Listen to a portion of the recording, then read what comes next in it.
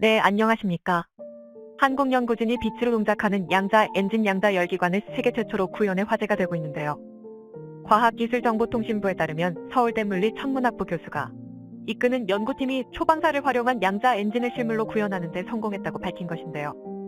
연구 결과는 광학 분야 유력 학술지 네이처 포토닉스에 실린 것으로 알려졌는데요.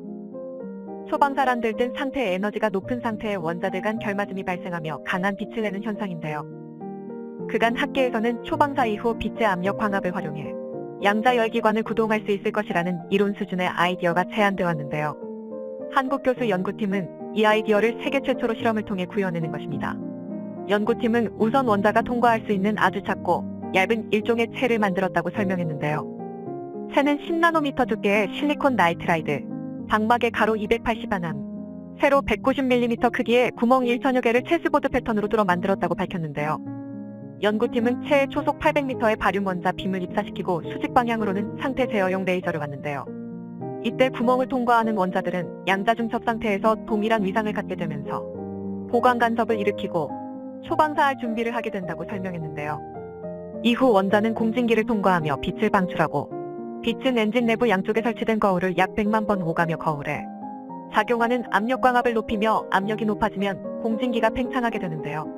한편 수축할 때에는 공진기와 레이저의 상대적인 주파수를 조절해 원자 간 결맞음이 일어나지 않게 했다고 밝혔는데요. 그러면 원자 파동 간 상쇄 간섭이 일어나며 공진기가 냉각되는데요. 빛의 압력으로 거울은 엔진의 피스톤 역할을 하며 움직이고 이렇게 만들어진 엔진의 온도는 최고 15만 도, 효율은 98%를 달성하는 것으로 실험 결과 나타났습니다. 연구팀은 레이저를 활용해 원자들의 양자 위상을 정밀하게 제어함으로써 원자들이 빛을 강하게 방출하는 현상을 빠르게 조절할 수 있음을 실제 실험을 통해 보였는데요.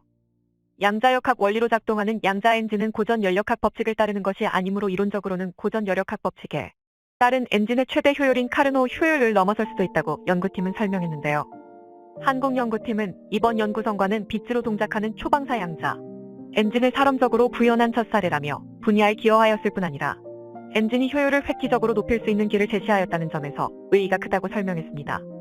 엔진은 열에너지를 기계적 에너지로 바꾸는 장치로서 열에너지를 얻기 위해 대부분 연료를 연소하는 방법을 사용하는데요. 연소를 통해 열에너지를 얻는 것은 안정적이지만 기대 이상의 속도를 얻기는 어렵습니다. 이 같은 문제를 극복하기 위해 오래전부터 과학자들은 연소가 아닌 폭발을 통해 엔진을 가동하는 방법을 꿈꿔왔는데요. 추진력만 놓고 볼 때 폭발은 연소와는 비교할 수 없을 정도로 강력한 효율을 가지고 있기 때문입니다. 하지만 폭발을 통한 엔진 가동 방식은 상용화되지 못하고 연구 단계로만 머물러 왔는데요. 연소 방식과는 달리 폭발 방식은 예측이 거의 불가능해서 엔진을 제어하기 어렵다는 이유였는데요. 그런데 최근 들어 미국의 과학자들 또한 폭발을 이용한 엔진을 개발하여 항공우주업계에 비상한 관심을 끌고 있는데요. 이 엔진은 수소 및 산소의 폭발력을 이용하는 것이 특징인데요. 우리에게는 엔진을 가동하기 위해 연소가 아닌 폭발을 이용한다는 것이 상당히 생소한 개념입니다. 하지만 이 개념은 이미 지난 1960년대부터 개발이 추진되어 왔는데요. 이른바 핵분열을 활용한 엔진 개발입니다. 지금도 그렇지만 우주 탐사에 불이 붙었던 1960년대는 그야말로 새로운 엔진 개발을 위해 강대국들이 치열하게 경쟁하던 시기였는데요. 로켓 엔진의 연료인 액체 연료나 고체 연료는 사실 추진력이 그리 좋은 편이 아니기 때문입니다. 바로 핵이 분열될 때 발생하는 폭발력을 이용하는 로켓 엔진이었는데요. 지금까지 우주 탐사 역사에 있어 가장 황당한 프로젝트 중 하나로 불리고 있는 오리온 프로젝트가 바로 그것입니다. 오리온 프로젝트의 핵심 개요는 핵폭탄을 폭발시켜서 그 폭발력을 우주선이 추진력으로 사용하는 것인데요.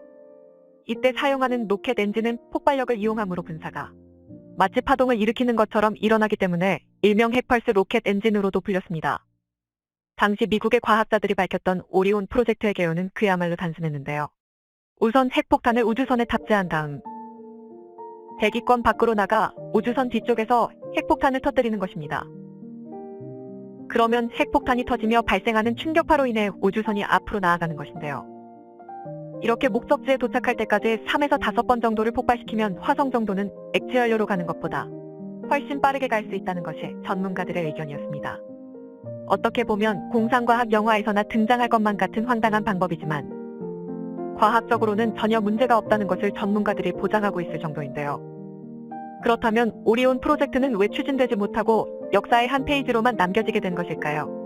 그 이유는 우주 공간에서의 핵폭발 금지 조약이 체결됨에 오리온 계획이 중단되고 말았기 때문인데요. 미국의 유명 천문학자인 칼 세이건 박사조차도 그의 저서인 코스모스를 통해 매우 안타까운 일이라고 심정을 밝힌 바 있었는데요. 이러한 미국의 오리온 프로젝트 이후 역사에서 사라질 뻔했던 폭발력을 이용한 엔진은 최근 들어 미 센트럴 플로리다대의 카렘 아흐메드 교수가 이끄는 연구진에 의해 개발했습니다.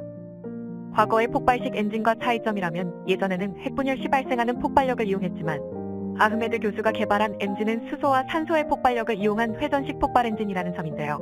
RDE 엔진은 폭발력이 있는 연료라면 하지만 그 중에서도 특히 폭발력이 강한 것으로 알려진 산소와 수소는 폭발 현상이 발생할 시 제어가 어렵기 때문에 제작이 불가능한 것으로 알려져 있었습니다. 그럼에도 불구하고 아흐메드 교수가 이끄는 연구진은 프로토타입으로 제작된 RDE 엔진을 통해 최대 추진력을 높이는 데 성공했는데요.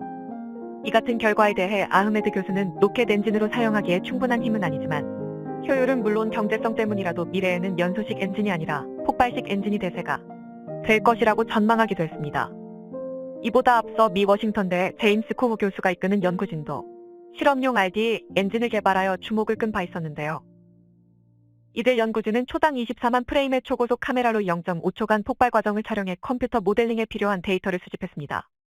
수집된 데이터는 폭발 과정을 효과적으로 예측하고 통제하는 모델을 개발하는 데 사용되고 있는데 연소식 엔진에 비해 폭발식 엔진의 가장 큰 문제점은 인위적으로 제어가 어렵다는 점이기 때문에 연구진은 더 많은 데이터를 수집하여 엔진 제어에 활용한다는 계획을 밝혔는데요. 코흐 교수는 폭발을 제어한다는 것은 보통 어려운 일이 아니다라고 전전하며 RDE 엔진의 성공 여부는 폭발에 따른 추진력을 안정적으로 높일 수 있는 방법에 달려있다라고 강조했습니다.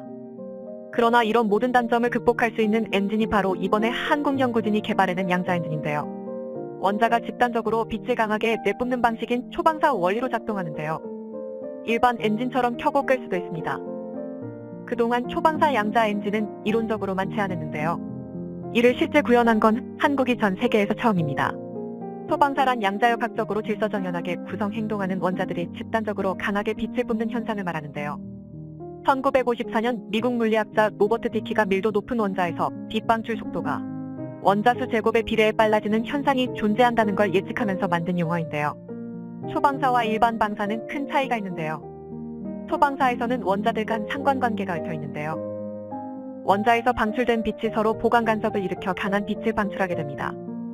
일반 방사는 원자에서 개별적으로 방출한 빛들이 서로 보강 간섭을 하는데요. 상쇄 간섭까지 일으키면서 방출된 빛 세기가 줄어들게 됩니다. 그동안 양자결맞음을 갖고 있는 연료로 작동하는 엔진이 실험적으로 구현된 적은 없었는데요. 초방사 현상을 이용해 양자 영역에서 동작하는 엔진으로 제시되기는 했습니다. 그러나 이를 실제로 개발한 적은 없었는데요. 기본적으로 엔진은 켜고 끌 수 있어야 하기 때문입니다. 초방사 양자 엔진을 원활히 사용하려면 순간적으로 초방사 현상을 켜고 끌 수 있어야 하는데요. 이를 제어하는 방법이 없는 게 걸림돌이었습니다. 이에 한국 연구팀은 양자 중첩 상태 원자를 만들기 위해 나노구멍 격자를 사용했는데요. 나노구멍 격자는 10나노미터 두께의 실리콘 나이트라이드 방막으로 이루어졌으며 가로 280나노미터, 세로 190나노미터 크기인 나노구멍 1000개를 체스보드, 패턴에 따라 구멍을 뚫었고 그 후 나노구멍 격자에 초속 800m에 달하는 발유 몬자 빔을 입사했는데요. 수직 방향으로 나오는 상태 제어용 레이저도 준비했으며 체스보드 구멍을 통과하는 원자들과 공진기관의 위상이 모두 똑같게 만들었는데요. 원자를 초방사 상태로 준비한 셈이었습니다.